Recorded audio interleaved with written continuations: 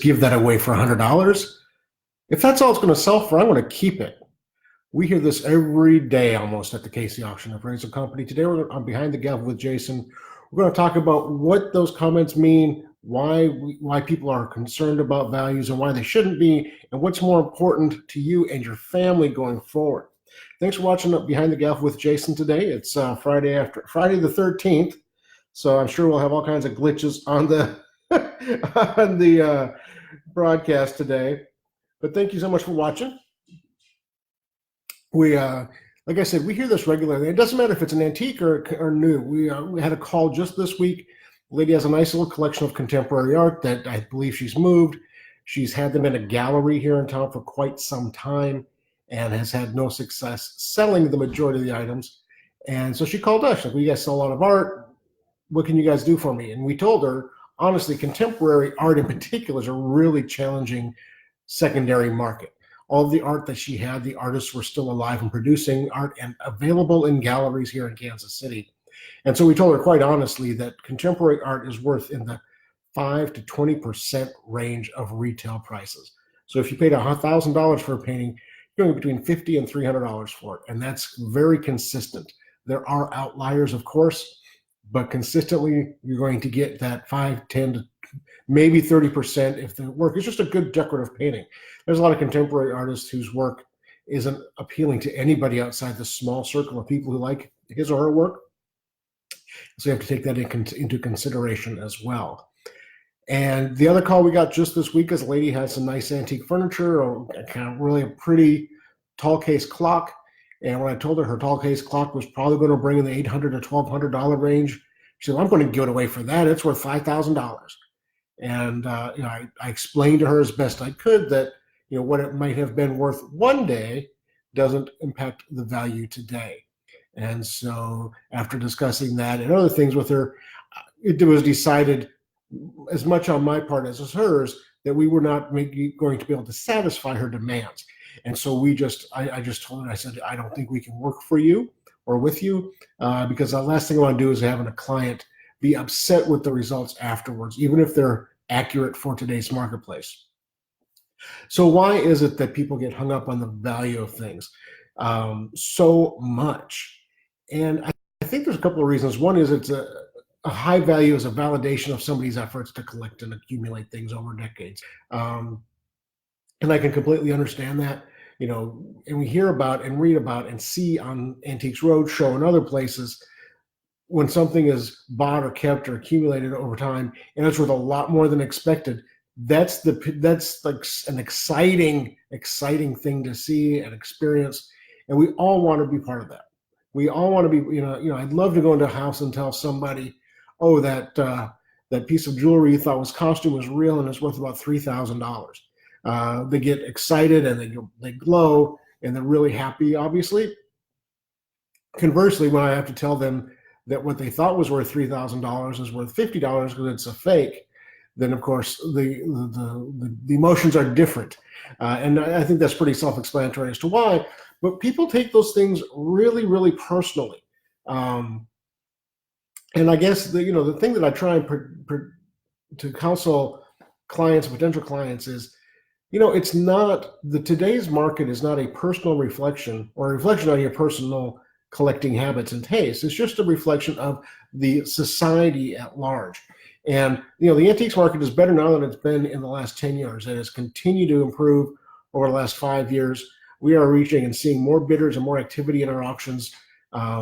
Every auction, because the market is better and there's more appreciation for it, and there's more expendable money right now. Let's be honest. Antiques, collectibles, artwork, those are all want-to-haves. There's nothing have-to-have about what we sell. And so when the economy is doing well, when houses are selling and people are moving, that's when those markets have the most activity. And so I can tell you that right now we are still seeing and experiencing a lot of activity in those markets. Housing market is still doing very well, meaning houses are buying and selling. And every time you move, anytime most people move, they have extra things that they don't have space for, and they have new areas that they didn't have before, and they need to buy things to fill those areas up. And when the economy is doing well, people are more apt to spend more money on that painting, that sculpture, that chest of drawers, that chair, whatever it might be. So historically speaking, the market is as good now as it's been since 2006. Some values aren't as high, but that's, we're talking about economies and tastes and styles and trends. And we all are, if you don't realize that tastes and trends and styles change, look at pictures from 1980 and 2000 and today for clothing, for what's popular in the design magazines, for what's popular in food. Everything changes. And so what might have been hotly contested and hugely in demand 20 years ago may not be for a lot of reasons, and not because people today don't want antiques, that they don't want this stuff. It's that they just want different things. And if those same kind of, if you really look at it as a, expendable money conversation, if that tall case clock that was worth $5,000 20 years ago had continued on that trajectory and is worth $10,000 now, well, who would buy it? You have to think about what are people buying and why.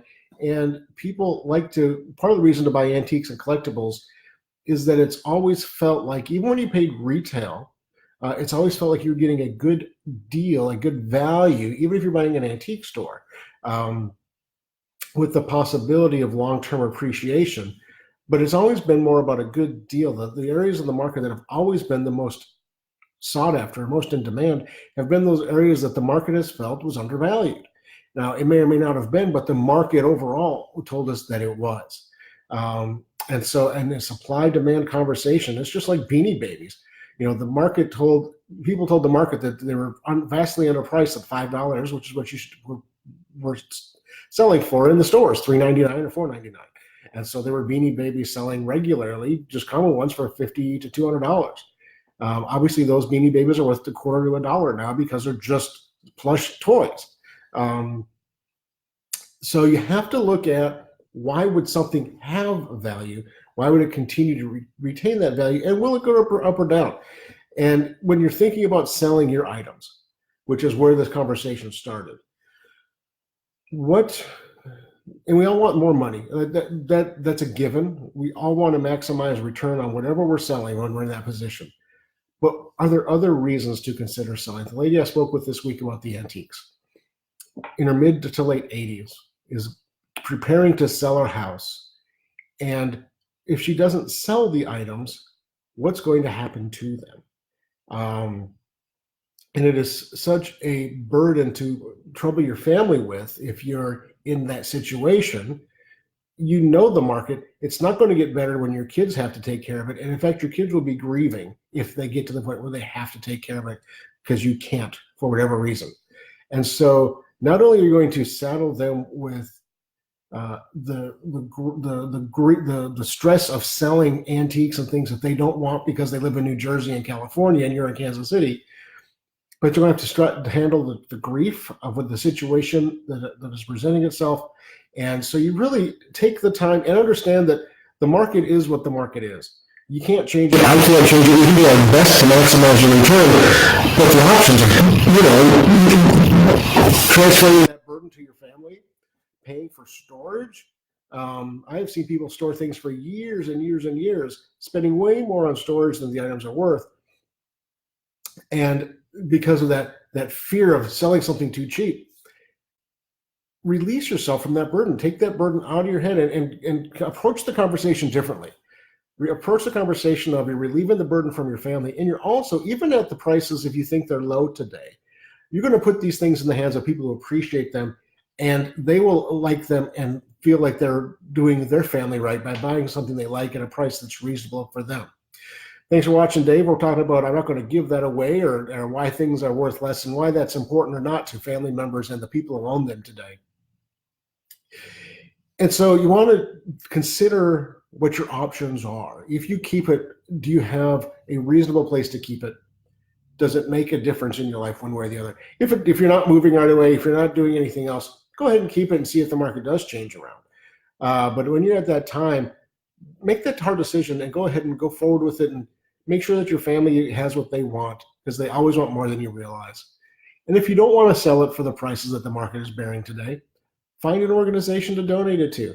they will not be hung up on the value. They will just be looking at the dollar value. They will look at the value they can apply to their organization or institution. We've worked with many in town over the years that have received donations of antiques or art or jewelry that, for whatever reason, the sellers, the original owners, didn't want to sell it, didn't want to be associated with it, thought that the values were too low. They had an appraisal done and donated it. And then the organization can do what they want with those items. And they can turn that into cash at today's values and do something good and positive with it. And so think about, what is the purpose of it? Is it to get the most money? Is it to enhance your legacy?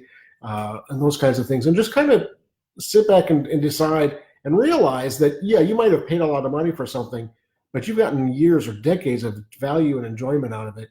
And it's time for someone else maybe to enjoy that same piece for whatever price they pay and for whatever reasons they deem it to be important to them.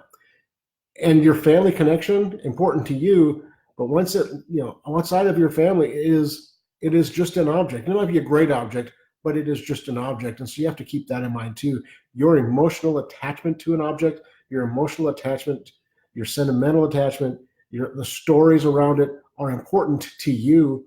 And if you're an important family, it might be important to a buyer. But at the end of the day, what's important is the object itself. And just being old doesn't make it valuable. I see a lot of furniture that's 100 years old that is just used furniture, mass produced at the time, entry-level furniture at the time, and it's just survived for whatever reason. It might have been worked on 10 times over the last 100 years. But just because something is old doesn't mean it has a lot of value. That's another thing to keep in mind as well. So with having said all that, it's like I said, Friday the 13th. It's also a full moon, which is a really rare happenstance. It's kind of a fun day for that. But coming up on fall here in Kansas City, it's kind of the temperatures are starting to break. And of course, all the kids are back at school and doing well there. So thank you all so much for watching. If you have any questions, thoughts, or concerns, go ahead and post them here on Facebook. If you're watching us live, you can always send us a direct message. If you're watching us on YouTube or through the LinkedIn post we'll make later on today, go ahead and post comments there, and we'll answer those as best we can when we can. You can always give us a phone call at 816-283-3633. You can send us an email at info@kcauctioncompany.com, info at letter K, letter C, auction and company spelled out, .com, with questions about Behind the Gavel with Jason, about your personal antiques, art, and things that you want to sell or you may want to keep or have interest in finding out value. All those things are important, and we talk to people every day about all of those factors. So look forward to hearing from you. If you have any questions, let us know, and have a great weekend.